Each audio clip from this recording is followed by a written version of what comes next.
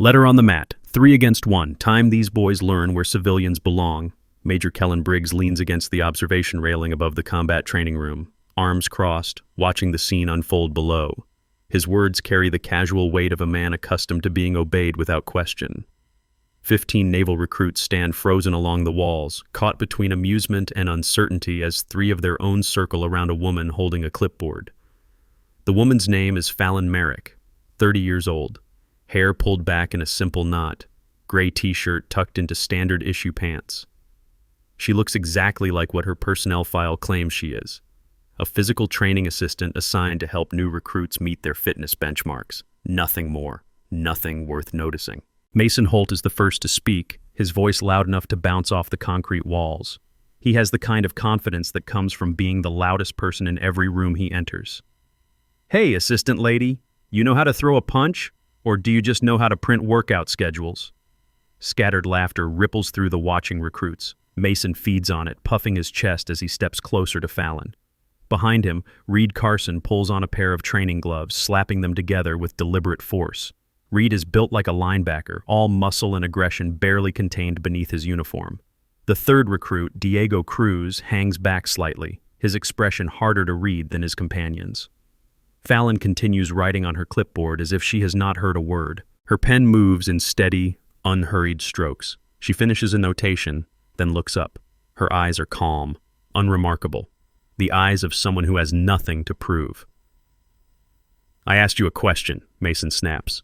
He is not used to being ignored. 3 of us versus the office girl. Come on, give the boys some entertainment." Reed grins, bouncing on his heels. "Consider it a self-defense demonstration. We go easy on you, you learn something. Everybody wins." The head instructor, a weathered veteran named Sergeant Dalton, takes a step forward. His instincts are telling him something is wrong with this picture, though he cannot articulate what. Before he can intervene, Major Briggs raises a hand from the observation deck. "Let it happen, Sergeant. New blood needs to understand their place in the hierarchy." Dalton hesitates. Briggs outranks him. The order is clear. He steps back, but his eyes remain fixed on the woman with the clipboard. Fallon sets the clipboard on a nearby bench. She removes her jacket slowly, revealing arms that are lean but corded with muscle. Faint scars trace patterns across her forearms, old wounds that have long since faded to silver. The watching recruits exchange glances. A few whispers pass between them. She steps onto the training mat, positioning herself at the center. Her weight shifts subtly, settling into a stance that looks casual, but is anything but. Reed and Mason move to flank her. Cruz circles behind. Fallon speaks for the first time. Her voice is low, even, completely without inflection. "Last chance. Stop while you can." The 3 recruits exchange amused looks. Mason snorts. She thinks she's in an action movie. He waves his hand in a mock theatrical gesture. "Ready when you are, sweetheart." The training whistle blows. Reed attacks first, launching forward with a straight punch aimed at Fallon's face. He is fast for his size, trained well enough to know how to generate power from his hips. Under normal circumstances, the blow would have been devastating. Fallon tilts her head by exactly the angle necessary to let his fist pass by her ear. In the same motion, her hand wraps around his wrist, using the momentum of his own attack to redirect his body. She does not fight his strength. She borrows it. Reed's feet leave the ground as he flips over her hip and slams onto his back on the mat. The impact drives the air from his lungs in a harsh gasp. 5 seconds have passed. Mason does not hesitate. He swings wide from the left, a hook aimed at her temple. Fallon drops her center of gravity, sliding beneath the arc of his arm. Her elbow connects with his rib cage, not hard enough to injure, but precise enough to disrupt his balance. Before he can recover, her leg hooks behind his knee. He goes down in a controlled fall, landing hard on his shoulder. 15 seconds. Cruz has been watching. He is smarter than the other 2, more cautious. He approaches from behind, reaching for a chokehold. Fallon does not turn to face him. She catches his incoming arm, twists his wrist at an angle that forces him to bend forward, and sweeps his leg out from under him in a single fluid motion. He lands face down on the mat. Her foot pins his arm in place while she reaches down and locks his wrist and elbow in a joint hold that immobilizes him completely. With her free hand, she grabs Mason's collar and pulls him into Cruz, then hooks her ankle around Reed's arm as he tries to rise. In one seamless maneuver, she has all 3 recruits tangled together on the ground, their limbs intertwined in a configuration that prevents any of them from moving without causing pain to themselves or each other. 30 seconds. Total silence. The watching recruits have stopped breathing. Sergeant Dalton's hand has frozen halfway to his mouth. Even the fluorescent lights seem to hum more quietly, as if the room itself is struggling to process what just happened. On the observation deck, Major Briggs grips the railing so tightly his knuckles turn white. His face has gone rigid, the casual amusement replaced by something colder, something that looks almost like recognition. Fallon releases her hold and steps back. She is not breathing hard. She is not sweating. She looks exactly the same as she did 30 seconds ago, as if subduing 3 trained military recruits was no more taxing than filling out a workout form. She leans down close enough for only the 3 men to hear. "I told you to stop while you could." Reed stares up at her, his expression cycling through confusion, humiliation, and the first stirrings of something that might be respect. Mason's mouth opens and closes without producing sound. Cruz simply lies still, his eyes tracking her movements with new intensity. Fallon retrieves her jacket and clipboard. She walks toward the exit without looking back. Sergeant Dalton intercepts her before she reaches the door. His voice is low, meant only for her ears. "That technique, the way you redirected his momentum, where did you serve?" Fallon's expression does not change. "I fill out workout schedules, Sergeant. That is my job." She leaves before he can ask another question. But Dalton watches her go with the expression of a man who has just seen something he cannot explain but knows he should remember. Above, Major Briggs remains motionless at the railing. His eyes follow Fallon until she disappears through the doorway, and the cold recognition in his gaze has sharpened into something far more dangerous. He knows that movement pattern. He has seen it before. 3 years ago, in a classified operation that officially never happened, a woman with the call sign Quiet Knife moved exactly like that. She was supposed to be dead. He made sure of it personally by leaving her team behind enemy lines when the extraction window closed. Briggs pulls out his phone and types a single message: "Package still active, require immediate containment protocol." He pockets the device and descends the stairs, already calculating his next move. If Quiet Knife has somehow survived and resurfaced in his own base, she knows what he did. She knows about the abandoned team. She might even know about the real reason he gave the order to pull out early. She has to disappear. Permanently, this time. And he knows exactly how to make that happen. 30 seconds, 3 recruits, 0 chance. If you think you have seen a comeback story before, you have not seen this. Hit like if you want to see what happens when the assistant stops holding back, and subscribe because this base is about to learn who Quiet Knife really is. The mess hall empties slowly as evening settles over the naval base. Fallon sits alone at a corner table, a tray of untouched food in front of her. She is not hungry. She has not been truly hungry in 3 years, not since the night her team died and she crawled out of a desert with nothing but her service weapon and a fragment of shrapnel lodged near her spine. She removes a small cloth from her pocket and unfolds it carefully. Inside rests a challenge coin, worn smooth by years of handling. The inscription on its face has been rubbed almost invisible, but she knows the words by heart. They were the motto of her unit, the unit that no longer exists because its commander decided their lives were worth less than whatever classified objective he was protecting. 5 names, 5 faces she will never forget. 5 graves she has never been allowed to visit because officially their mission never happened. And the man who abandoned them is now stationed at the same base where she has spent the last 8 months pretending to be nobody. She did not plan it this way. When Naval Intelligence approached her with the reassignment, they claimed it was standard repositioning, a chance to rebuild her career from the ground up after the formal inquiry cleared her of wrongdoing but left her reputation in ruins. She suspected the truth within weeks of arriving.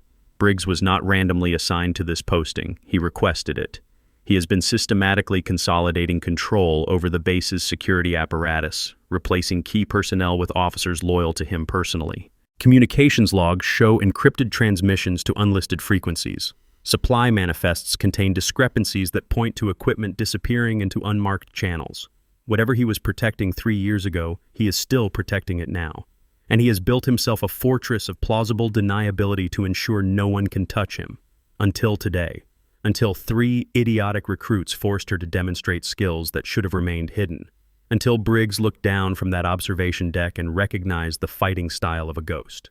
Her cover is blown. The question now is what he will do about it.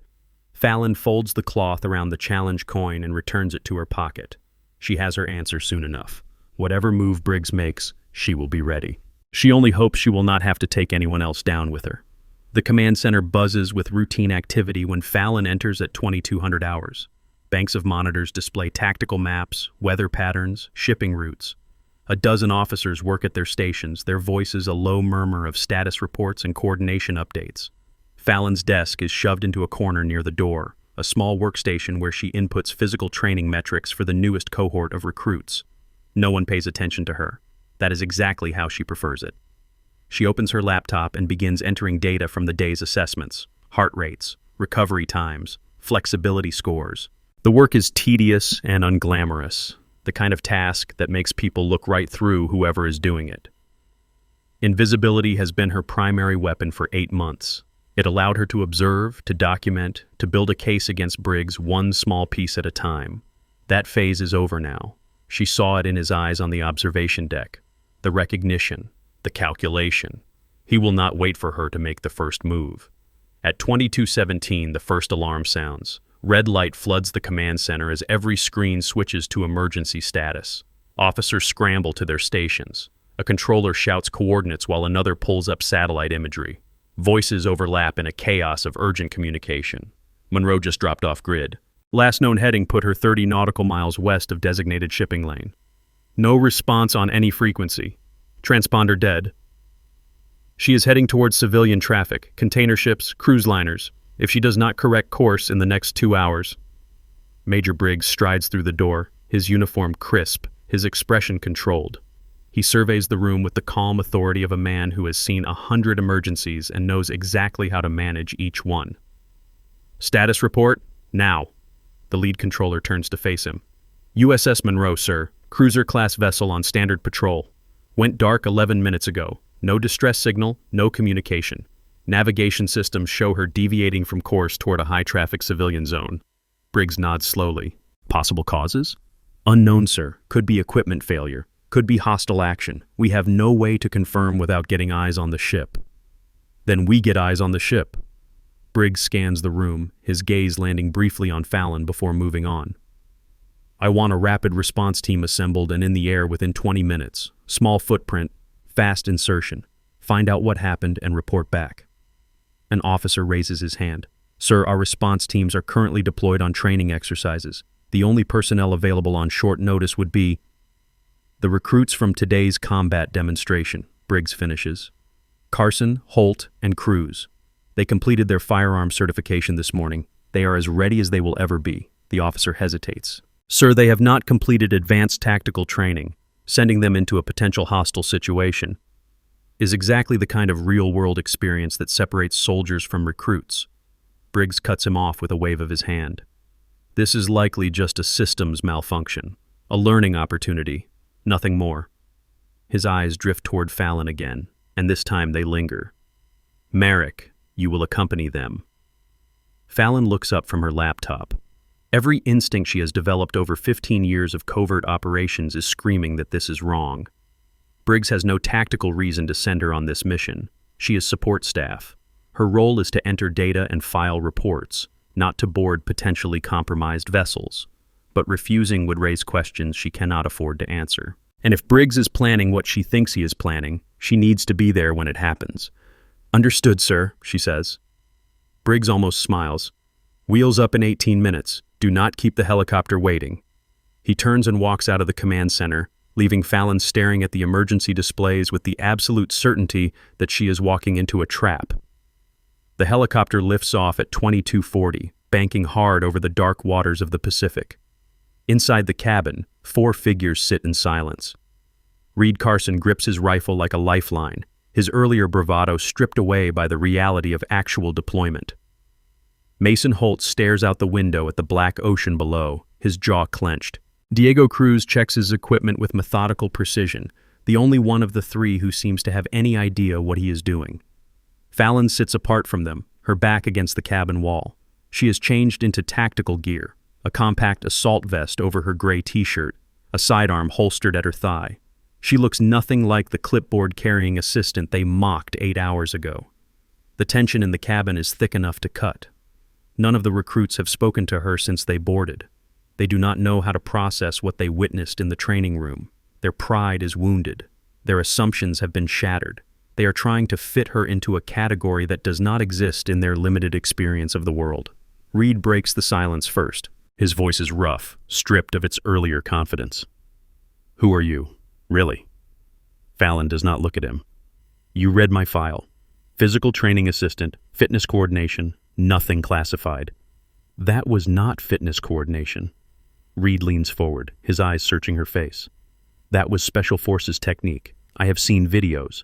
The way you moved, the way you controlled the fight. That does not come from filling out workout schedules." Mason turns from the window. "She is right, you know. We should have listened when she told us to stop." "Answer the question." Reed is not letting it go. "Where did you serve? What unit? Why are you pretending to be nobody?" Fallon finally meets his gaze. The helicopter shudders as it hits a pocket of turbulence, but she does not brace herself. Her body absorbs the motion automatically, the instinctive response of someone who has spent countless hours in aircraft far less stable than this one. "I led a team once," she says quietly. 5 operators, some of the best I ever worked with. We went into a mission not so different from this one. Hostile territory, limited intel, tight extraction window. She pauses, her eyes distant. "Only I came back." Cruz stops checking his gear. Mason's hand freezes on his rifle strap. Even Reed, for all his aggressive questioning, falls silent. "What happened?" Cruz asks. "Our commanding officer decided the mission objective was more valuable than our lives. He closed the extraction window while we were still engaged with the enemy. Left us behind to die." Fallon's voice remains steady, but something cold has crept into it. "I survived. My team did not. And the man who gave that order spent the next 3 years climbing the ranks while I was reassigned to filing cabinets and workout schedules." Reed swallows hard. "Who was he? The commanding officer?" Fallon looks out the cabin window at the endless darkness below. "Major Kellen Briggs." The name lands like a grenade. Reed's face goes pale. Mason nearly drops his rifle. Cruz closes his eyes and breathes out slowly, processing the implications. "The same Briggs who sent us on this mission," Cruz says. It is not a question. "The same Briggs who specifically requested that I accompany 3 recruits who are not qualified for field operations to a ship that has mysteriously gone dark." Fallon turns back to face them. "Ask yourselves why. Ask why he would send the woman he tried to have killed 3 years ago into a situation where no one would question if she did not come back." Silence fills the cabin. The helicopter's rotors beat a steady rhythm against the night sky. Below, the ocean stretches endlessly in every direction, black and indifferent. Reed speaks first. "What do? We do our job." Fallon checks her sidearm, verifying the chamber and magazine with practiced efficiency. "We board that ship, we assess the situation, and we stay alive long enough to figure out what Briggs is really planning. Whatever happens, stick close to me. Do exactly what I tell you, when I tell you. No questions, no hesitation." Mason nods slowly. "And if Briggs has people on that ship waiting for us, then we make sure we are harder to kill than he expects." The helicopter begins its descent. Through the window, the USS Monroe emerges from the darkness, her running lights extinguished, her deck empty. She looks like a ghost ship, drifting without purpose through the night. Cruz peers through the window at the silent vessel. No lights, no activity. Where is everyone? That is what we are here to find out. Fallon rises to her feet, steadying herself against the cabin wall. "Stay behind me. Move quietly. Assume hostile presence until proven otherwise." She just admitted she lost her entire team under Briggs' command. Now he is sending her into a rescue mission with 3 rookies. Comment below. Trap or test. And do not miss what happens next. This is not a rescue. It is a setup. The helicopter touches down on the Monroe's aft deck with a controlled thud. Fallon is first out, her weapon drawn, scanning the empty expanse of steel and shadow. Reed follows, then Mason, then Cruz. The pilot gives them a thumbs up and immediately lifts off, banking away into the night. They are alone. The deck is deserted. Emergency lighting casts weak pools of red illumination across the non-skid surface, but the shadows between them are deep and impenetrable. The ship's superstructure rises ahead of them like a steel cliff, doors and hatches sealed, windows dark. Fallon gestures for the others to stay low. She moves forward in a tactical crouch, her footsteps silent despite the metal deck beneath her boots. Every doorway is a potential ambush point. Every shadow could conceal a threat. She has cleared vessels like this before, in operations that were never recorded and will never be acknowledged. The procedure is burned into her muscle memory. Reed moves up beside her, his breathing too fast, his grip on his rifle too tight. Something is wrong. Where are the crew? A ship this size should have over 300 personnel. Quiet! Fallon holds up a fist, signaling a stop. She tilts her head, listening. From somewhere deep within the ship's interior, a faint sound reaches them. Metal striking metal, rhythmic, deliberate. Someone is still here, Cruz whispers. Fallon nods. She points toward a hatch 20 meters ahead, then signals for them to follow. They approach in formation, Reed and Mason covering the flanks while Cruz watches their rear. It is sloppy compared to what Fallon is used to, but for recruits with no field experience, it is serviceable. The hatch is unlocked. Fallon eases it open, revealing a darkened corridor beyond. Red emergency lights pulse at distant intervals, casting everything in a bloody glow. The air smells of oil and salt and something else. Something metallic that she recognizes but does not name. They proceed down the corridor in silence. Doors line both walls, crew quarters and maintenance access points and equipment storage, all sealed, all dark. The ship feels hollow, as if its soul has been removed and only the empty shell remains. After 3 minutes of careful advance, they reach the command control center. The main door is ajar, a sliver of brighter light spilling into the corridor. Fallon signals for them to hold. She approaches the door alone, pressing her back against the wall beside it. Through the narrow gap, she can see banks of monitors, tactical displays, navigation consoles. The equipment is active, screens glowing with data. And standing in the center of the room, surrounded by armed men in unmarked tactical gear, is Major Kellen Briggs. Fallon's blood runs cold. Briggs is not a hostage. He is not a victim. He stands at the primary command console with the relaxed posture of a man completely in control of his environment. Behind him, a large display shows a schematic of the Monroe's weapon systems, specifically the Tomahawk missile launch controls. Red indicators pulse across targeting coordinates. The ship's crew is visible now, bound and gagged along the far wall. 300 sailors, restrained and helpless, watching their own vessel being hijacked from within. One of the armed men spots movement at the door. He raises his weapon. The door swings wide. Fallon and the 3 recruits are dragged into the room at gunpoint, their weapons stripped away before they can react. Mason tries to resist and catches a rifle butt to the stomach that doubles him over. Reed reaches for his sidearm and freezes when 3 muzzles zero in on his chest. Briggs turns to face them, and his smile is the coldest thing in the room. "Welcome back to the field, Quiet Knife." Fallon says nothing. Her face is a mask, betraying nothing of the rage building behind her eyes. 3 years, Briggs continues, stepping closer. 3 years I thought you were dead in that desert. Imagine my surprise when I looked down from the observation deck this morning and saw my ghost performing takedowns on my training mat. He shakes his head in mock admiration. You always were the most stubborn operator I ever commanded. Reed stares between them, confusion and horror warring on his face. Sir, what is happening? What is this? This, Briggs says without looking at him, is the future of American military engagement, specifically the beginning of a conflict that will reshape global power dynamics for the next century. He gestures toward the display behind him. The Monroe's missiles are currently locked onto a target that will appear, to every intelligence agency in the world, to be an unprovoked attack by a hostile foreign power. When those missiles launch, treaties will shatter, alliances will crumble, and the resulting escalation will generate military spending on a scale not seen since the Cold War. You are starting a war, Cruz says, his voice hollow. A fake war, with real weapons. Wars create opportunities, promotions, contracts, power. Briggs shrugs. The details are tedious. What matters is that in approximately 45 minutes those missiles will fire, the world will change, and the only witnesses who might complicate the narrative will have died heroically attempting to retake a hijacked vessel. He turns his attention back to Fallon.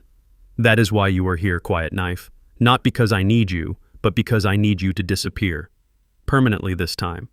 No desert to crawl out of. No friendly operators to find you.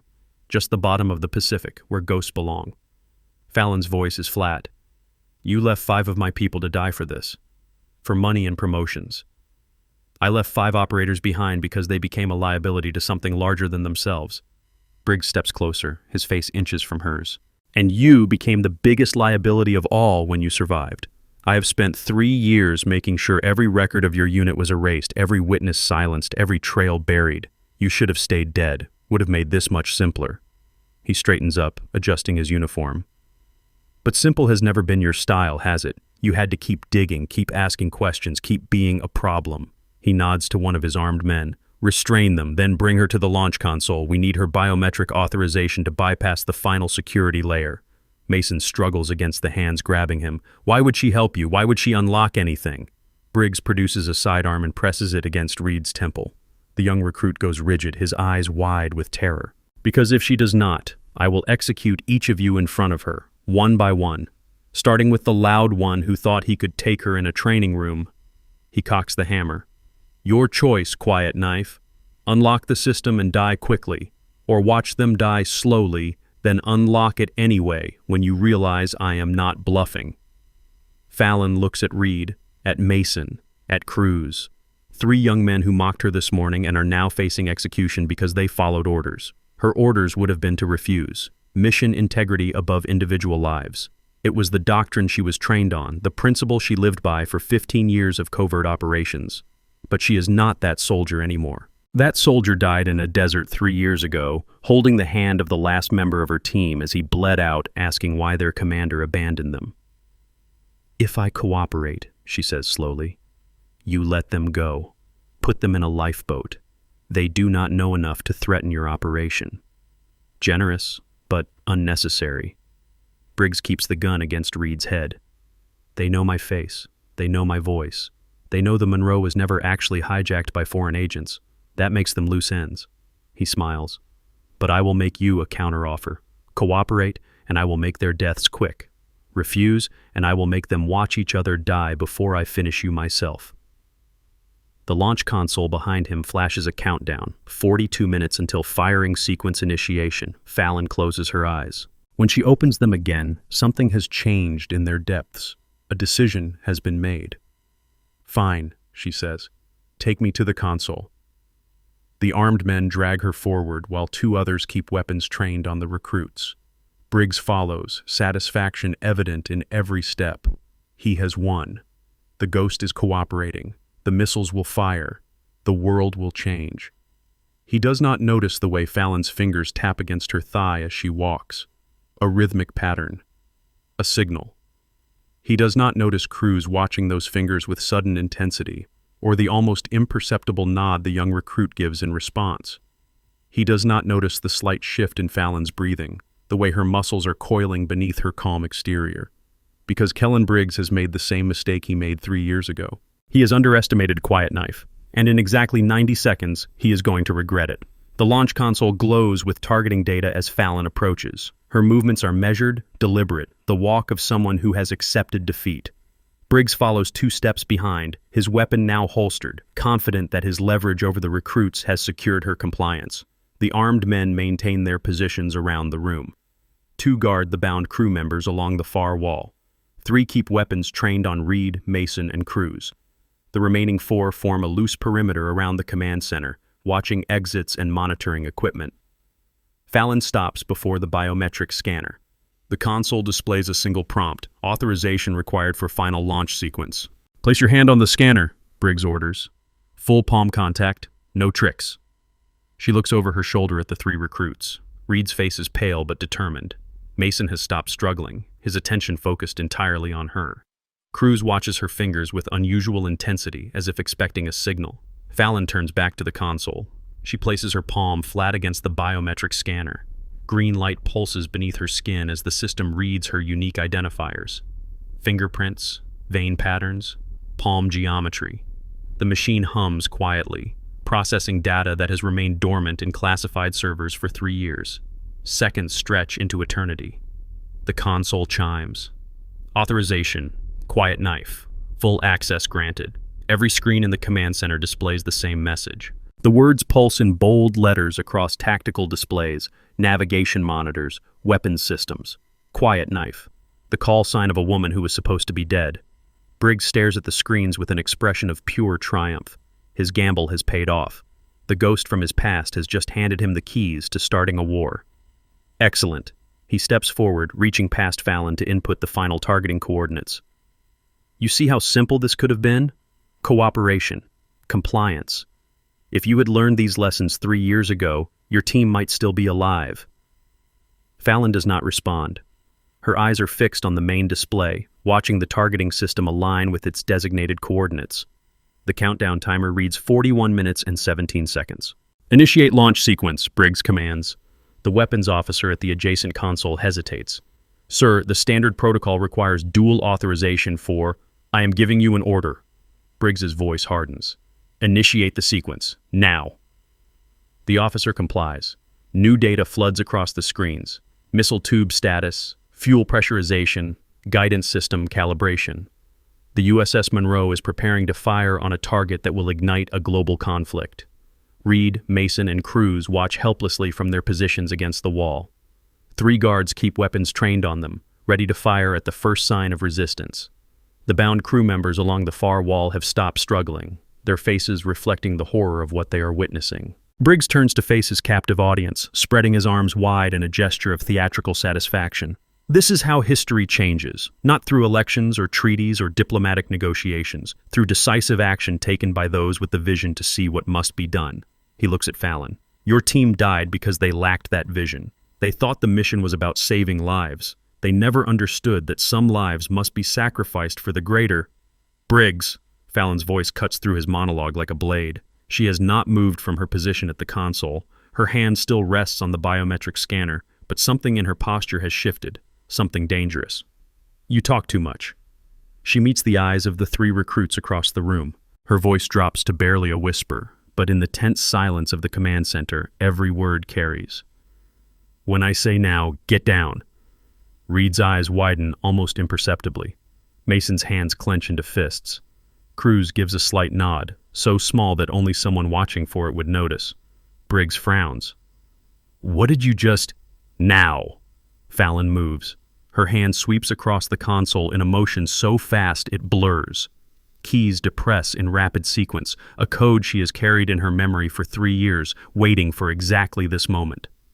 The main display flickers as new commands override the launch protocol. Simultaneously, she spins away from the console, her elbow driving backward into the throat of the guard behind her. He staggers, choking, and she strips his rifle from his grip before he can recover. She uses his body as a shield, pivoting to face the room. The 3 recruits drop to the floor as ordered. Their guards hesitate for a fraction of a second, confused by the sudden movement, and that hesitation costs them. Mason rolls sideways, tangling one guard's legs and sending him crashing to the deck. Cruz lunges upward from his crouch, driving his shoulder into another guard's midsection. Reed simply tackles the 3rd man with raw desperation, both of them slamming into a console bank. Briggs reaches for his sidearm, but Fallon is faster. She fires twice, not at him, but at the deck plates near his feet. He stumbles backward, off balance, and she closes the distance before he can recover. Her hand clamps around his wrist, twisting the weapon away with a joint lock that threatens to snap bone. Briggs gasps in pain as she forces him to his knees, his own sidearm now pressed against the back of his skull. The remaining guards freeze. Their commander is on his knees with a gun to his head. The situation has reversed so completely that they cannot process what has happened. Weapons down, Fallon orders. On the deck. Now. They comply. One by one, rifles clatter against metal as Briggs's men disarm themselves. The bound crew members begin to stir, hope returning to their faces for the first time since the hijacking began. Mason scrambles to his feet, grabbing one of the discarded weapons. Reed and Cruz do the same, covering the surrendering guards with more enthusiasm than skill. They are breathing hard, their hands shaking, but they are holding the line. Fallon keeps her attention fixed on Briggs. Look at the screen. He looks. The main display no longer shows targeting coordinates or launch preparations. Instead, it displays a single message. Abort fire. Route control to remote 0. Launch sequence terminated, and beneath it, a countdown that has frozen at 97%. No, Briggs's voice is hollow. That is not possible. The override codes are encrypted. You could not have... I wrote those codes. Fallon's voice is cold. 3 years ago, when I was still the operator you trusted to handle your most sensitive systems. I built the abort protocol myself, buried it so deep in the architecture that no one else even knew it existed. She leans closer. You erased my service record. You destroyed my career. You killed my team. But you never thought to check whether I had left anything behind in the systems I designed. The frozen countdown pulses on the screen. 97%. So close to catastrophe. So close to the war Briggs had spent years planning. And now, stopped cold by the ghost he thought he had buried. Cruz moves to the communication station, scanning the equipment. The abort is holding. Missiles are locked in safe mode, but we need to make sure he cannot reverse it. He cannot. Fallon gestures toward the main console with her free hand. The abort protocol triggers a system-wide lockout. Every firing computer on this ship is now frozen until a naval intelligence team physically resets the hardware. It would take them weeks to undo what I just did. Reed stares at the screens, processing the implications. You planned this, from the beginning. You knew he would bring you here. I suspected. Fallon adjusts her grip on Briggs's wrist, drawing another gasp of pain. When I was assigned to this base 8 months ago, I knew it was not coincidence. Naval intelligence does not believe in coincidence. They placed me here because they suspected someone in the command structure was compromised. My job was to identify the traitor and document the evidence. And you let us mock you, Mason says slowly. You let us challenge you in that training room. You let him think you were nobody. I needed him to feel safe. I needed him to believe he was in control. Fallon looks down at Briggs. Arrogant men make mistakes when they think they have already won. They talk too much. They reveal too much. They lead you directly to their operations because they cannot imagine anyone stopping them. She releases his wrist and steps back, keeping the weapon trained on his center mass. Get up. Briggs rises slowly, his face contorted with rage and disbelief. You think this changes anything? I have contacts in every branch of the military. Senators who owe me favors. Contractors who depend on my protection. One phone call and this entire incident disappears. Your evidence vanishes. Your career ends. Again, Fallon almost smiles. That might have worked 3 years ago, before you sent me to this ship with 3 witnesses and a crew of 300 sailors who just watched you try to start a war. She moves to a secondary console and begins entering commands. The screens shift, displaying new data streams, communication logs, financial records, encrypted transmissions decoded and laid bare. This is every message you have sent through unauthorized channels for the past 6 months, every payment you received from foreign contacts, every piece of classified information you sold to fund your operation. She taps a final key. And this is the real-time uplink that just transmitted all of it to the Pentagon, the Department of Defense Inspector General, and the Naval Criminal Investigative Service. A new message appears on the main display. Transmission complete. Evidence package received by designated recipients. Timestamp verified and logged. The color drains from Briggs's face. The investigation has been running parallel to your operation for months, Fallon continues. Every move you made was documented. Every contact you cultivated was identified. The only reason you were not arrested weeks ago is because they wanted you to lead them to the rest of your network. She pauses. Congratulations. You just did. Briggs stares at the screen, watching his entire conspiracy unravel in real time. 17 names. 4 military installations. A web of corruption that spans continents. All of it exposed. All of it transmitted to authorities who cannot be bought or threatened. His voice comes out as barely a whisper. You destroyed everything. No. Fallon lowers her weapon slightly.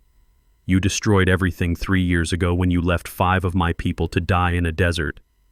I just made sure the bill finally came due. She reaches into her pocket and produces the challenge coin she has carried since that night. The metal is worn smooth from years of handling, but the inscription remains legible to anyone who looks closely enough. Sergeant First Class Daniel Reeves, Specialist Maria Santos, Staff Sergeant Kevin Park, Sergeant Thomas Aldridge, Corporal James Whitfield. She holds the coin up so Briggs can see it. Those are the names you erased from official records. Those are the lives you decided were acceptable losses. Those are the people I have been carrying with me every single day since you abandoned them. Reed, Mason, and Cruz have stopped moving. The entire room has gone silent except for the hum of equipment and the distant pulse of the ship's engines. Even the bound crew members have fallen still, watching the confrontation unfold. You asked me once why I did not die in that desert with the rest of my team. Fallon's voice remains steady, but something beneath it has hardened into steel. I asked myself the same question for 3 years. I survived when better soldiers did not. I crawled out of hell while they stayed behind. I thought maybe I was being punished. Maybe I was supposed to carry the guilt forever. She places the coin on the console in front of Briggs. But I was wrong. I survived because someone had to remember them. Someone had to make sure their deaths meant something. Someone had to be alive when the man who killed them finally faced justice. Briggs says nothing. There is nothing left to say. That is why I stayed hidden, Fallon continues. Not because I was afraid of you, not because I thought I could not win. I stayed hidden because I needed you to believe you had won.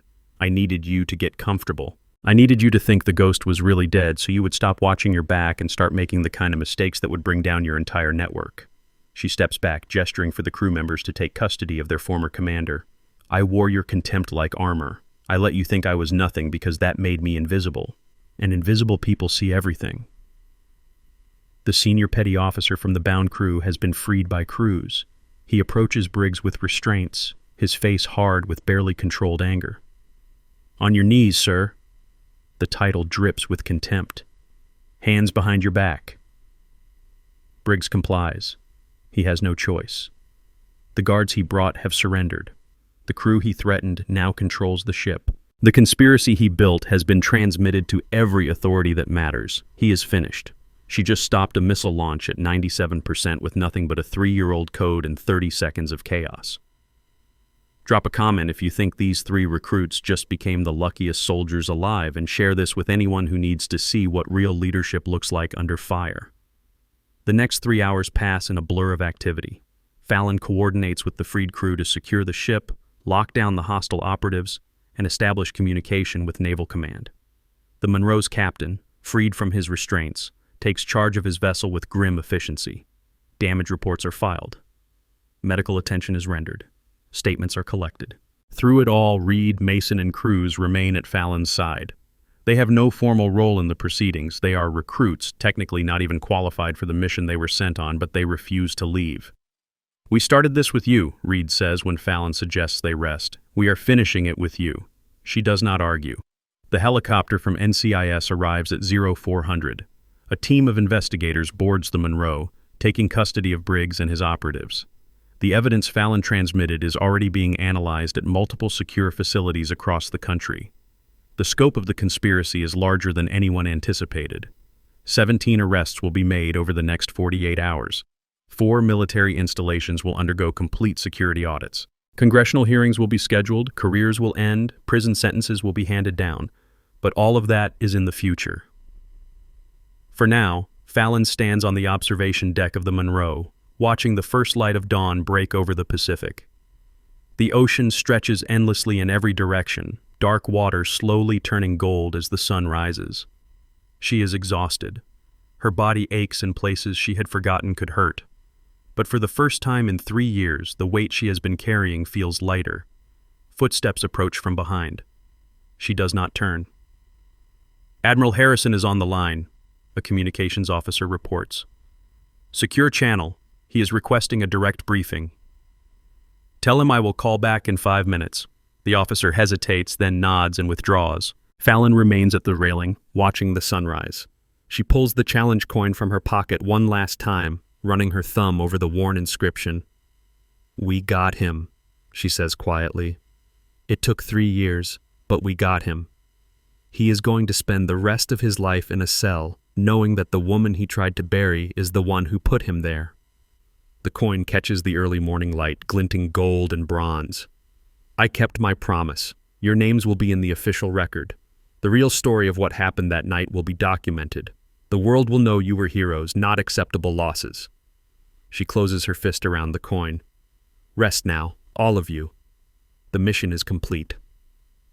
Reed appears at her shoulder, moving quietly for such a large man. He does not speak immediately, just stands beside her and watches the sunrise. After a long moment, he says, "We owe you an apology." Fallon glances at him. "For what?" "For this morning, yesterday morning, whatever day it is now." He shakes his head. "The training room, the things we said, we acted like idiots." "You acted like recruits," Fallon corrects. "There is a difference. Idiots do not learn. Recruits do." Mason and Cruz join them at the railing. Their uniforms are torn and stained, their faces marked with bruises and exhaustion. They look nothing like the cocky young men who challenged her to a 3-on-1 fight less than 24 hours ago. "We learned," Cruz says. "At least I think we did, though I am still not entirely sure what happened in there." "What happened is you followed orders under fire." Fallon turns to face all three of them. "You adapted to rapidly changing circumstances. You protected your teammates even when you were outmatched. You stayed in the fight when every rational instinct told you to run." She pauses. "Those are the qualities that separate soldiers from civilians. You cannot teach them. You can only recognize them and develop them." Mason straightens slightly. "Does that mean we pass some kind of test?" "It means you have potential." Fallon looks back at the ocean. "What you do with it is up to you." The secure line with Admiral Harrison takes 20 minutes. He confirms what Fallon already knows. The operation was a success. The network is collapsing. The evidence is irrefutable. Briggs and his associates will face military tribunals for treason, conspiracy, and attempted mass murder. He also informs her that her reinstatement to active duty status is effective immediately. Full restoration of rank, clearances, and service record. The black marks Briggs placed in her file have been expunged. The official record will reflect the truth of what happened 3 years ago. "There is one more matter," Harrison says, his voice carrying through the secure speaker. 3 recruits from your base have formally requested transfer to a specialized training program. They specifically asked for you as their primary instructor. Fallon is silent for a moment. They have minimal field experience. Their performance evaluations prior to this incident were average at best. Their performance during the incident was exceptional. Multiple witnesses confirmed they engaged hostile forces, followed tactical commands, and contributed directly to the mission's success. Harrison pauses. "I have seen the preliminary reports. Those 3 young men should be dead. They are not because they trusted you and you delivered. They got lucky. Luck is what happens when preparation meets opportunity. You gave them both." Another pause. "The program is called Threshold. Small class size, intensive curriculum, complete discretion in methodology. You would have full authority over their training." Fallon stares out the window of the communications room at the ocean beyond. 3 recruits who laughed at her yesterday morning. 3 young men who stood beside her when the missiles were counting down. 3 potential operators who might, with the right guidance, become something extraordinary. "I will consider it," she says finally. "The offer remains open." Harrison's tone softens slightly. "You have given enough, Merrick. More than anyone should have to give. If you want to walk away after this, no one would blame you. But if you are looking for a reason to stay in the fight, those 3 recruits seem like a good one." The connection ends. Fallon sits alone in the communications room, thinking about the 5 names inscribed on her challenge coin, thinking about the years she spent hiding in plain sight, thinking about what comes next. The Monroe docks at the naval base 6 hours later. The pier is crowded with personnel, a mixture of security teams, medical staff, and command officers waiting to process the returning vessel and its prisoners. Briggs is led off in restraints, his head down, refusing to meet anyone's eyes. Fallon watches from the deck as he is loaded into a transport vehicle. The man who destroyed her career, killed her team, and tried to start a war is now just another prisoner awaiting trial. No more power, no more connections, no more protection. It should feel like victory. In some ways, it does. But mostly, it just feels like the end of a very long road. The base commander approaches her as she disembarks. He is a rear admiral, silver-haired and stern-faced, with the bearing of someone who has spent 40 years in uniform. "Commander Merrick." He uses her restored rank without hesitation. "On behalf of this command and the United States Navy, I want to express our gratitude for your actions aboard the Monroe. You prevented a catastrophe that would have cost countless lives and potentially triggered a global conflict." "I was doing my job, sir," You are doing considerably more than that. He extends his hand. Whatever you need, whatever support this base can provide, you have it. That is not an empty promise. Fallon shakes his hand. Thank you, Admiral. She makes her way through the crowd of personnel, accepting handshakes and nods of respect from sailors she has never met. Word has spread quickly. The physical training assistant who subdued 3 recruits in 30 seconds. The ghost operator who stopped a missile launch at 97%. The woman who brought down a traitor and his entire network. Quiet Knife is no longer a secret. She finds the 3 recruits waiting near the base gymnasium, the same building where everything started less than 2 days ago. They are cleaned up now, fresh uniforms replacing their torn and bloodied gear, but the exhaustion still shows in their faces. Commander. Reed straightens to attention as she approaches. The other 2 follow suit. At ease.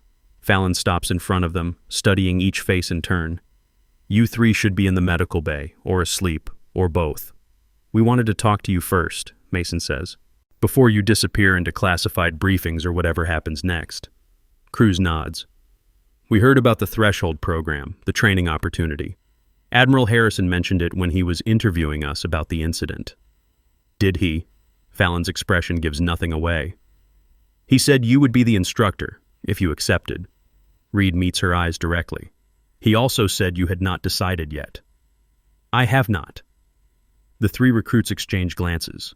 Some silent communication passes between them, the kind of wordless understanding that develops between people who have faced death together. Mason speaks first. Look, we know we have no right to ask for anything. We spent months thinking we were hot stuff because we passed some basic qualifications. We mocked you. We challenged you. We were arrogant and stupid, and we nearly got ourselves killed. Multiple times, Cruz adds. Multiple times, Mason agrees. But here is the thing. What we saw on that ship, what you did, how you moved and thought and adapted, we have never seen anything like it. And we realize something. He takes a breath. We do not want to be the soldiers we thought we were. We want to be the soldiers you could teach us to become. Reed steps forward. You said potential is not something you can teach. You can only recognize it and develop it.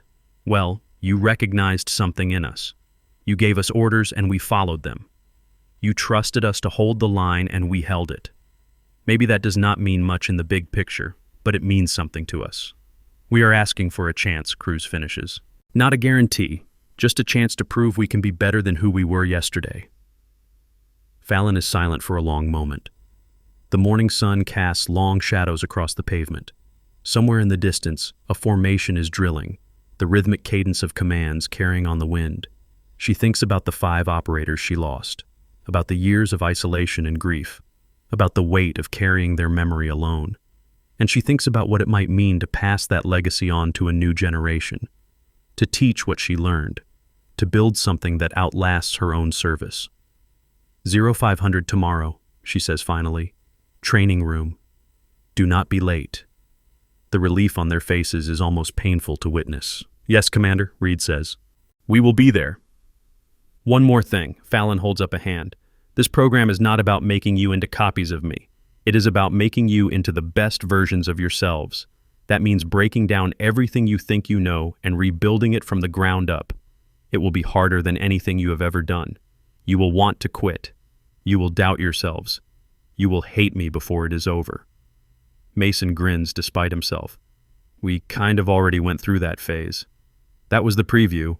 Fallon allows herself the smallest hint of a smile. The real thing starts tomorrow. She turns and walks toward the command building, leaving them standing in the morning light. Behind her, she hears Cruz say quietly, "We are going to regret asking for this, are we not?"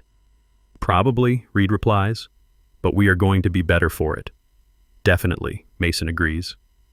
Fallon does not look back, but her smile widens slightly as she walks. The evening finds her in the command center, the same room where Briggs once orchestrated his conspiracy. The space has been scrubbed of his presence, equipment reset, personnel replaced. It looks exactly as it did before the crisis, just another operational hub in a base full of them. But something has changed, something she cannot quite name. She stands at the window, watching the last light of sunset fade from the sky. In her hand, the challenge coin catches the dying rays, glinting with remembered fire. Sergeant Dalton appears in the doorway, the veteran instructor who first noticed something different about the physical training assistant, who watched her demonstration in the training room and knew he was seeing something extraordinary. "Heard you are taking on students," he says. "News travels fast."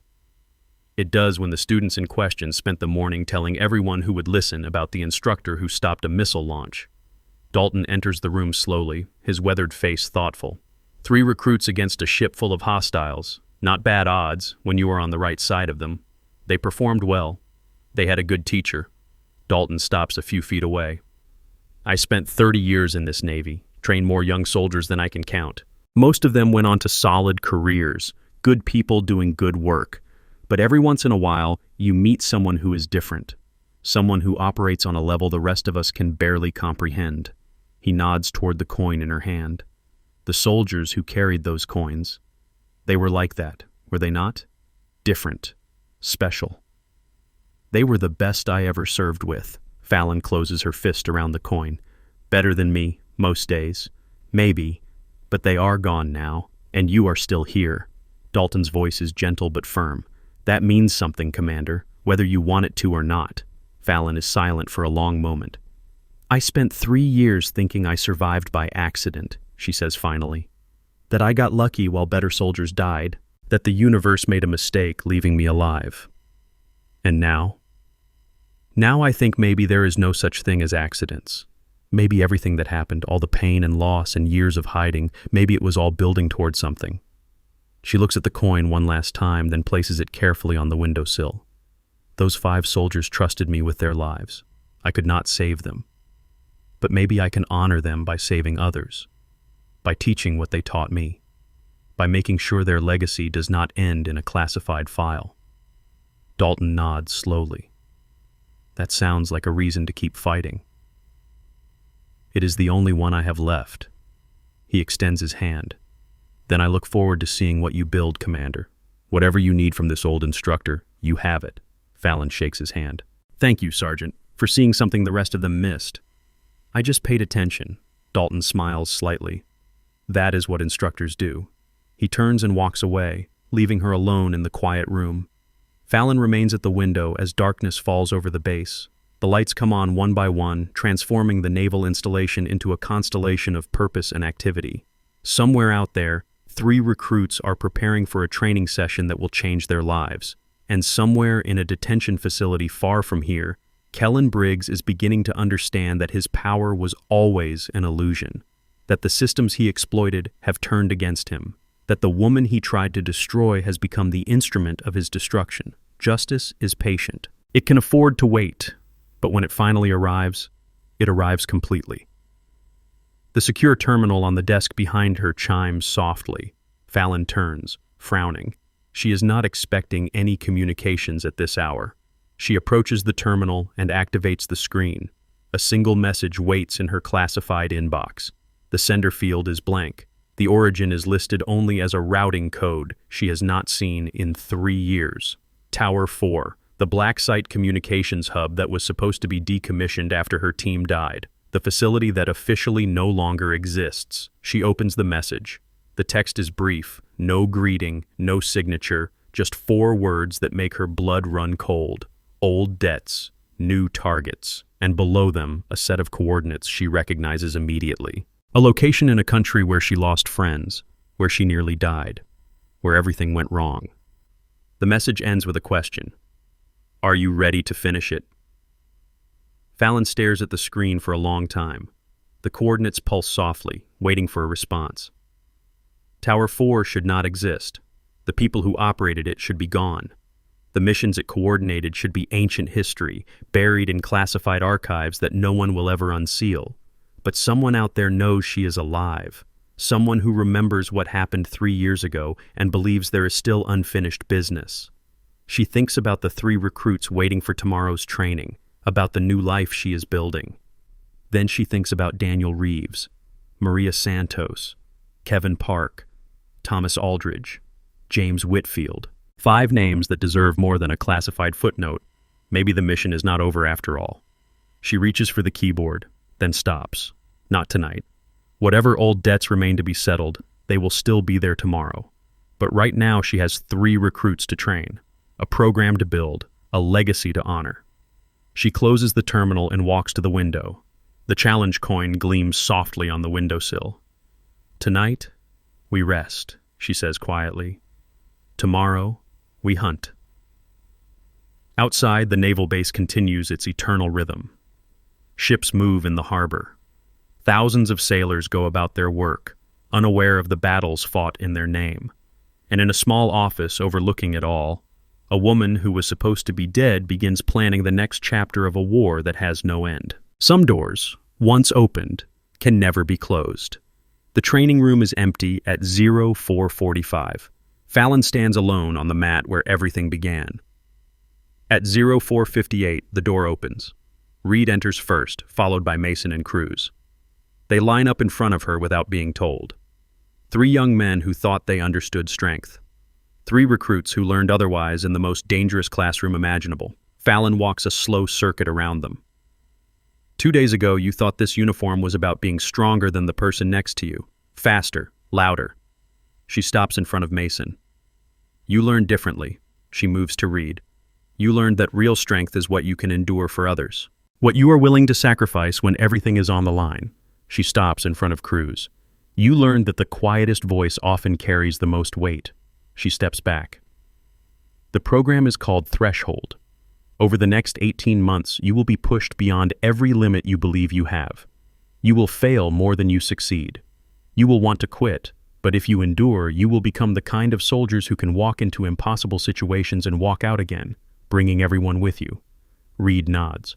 That is what you did on the Monroe. That is what my team did for me a long time ago. Now I am going to do it for you.